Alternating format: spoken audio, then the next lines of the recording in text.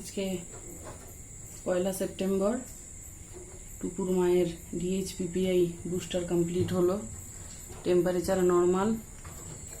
দুঃখের বিষয় যে ওদেরকে এত ভালো করে রাখি তাও যাওয়ার জন্য কান্নাকাটি করে। এই যে মুখ ঠুক ছুলে দিয়েছে। আমি নর্মালি 1.5-2 মাসের আগে ছাড়ি না একে, আর কি এই যে প্রায় 1.5 মাসে ছাড়তে হচ্ছে এই কারণে।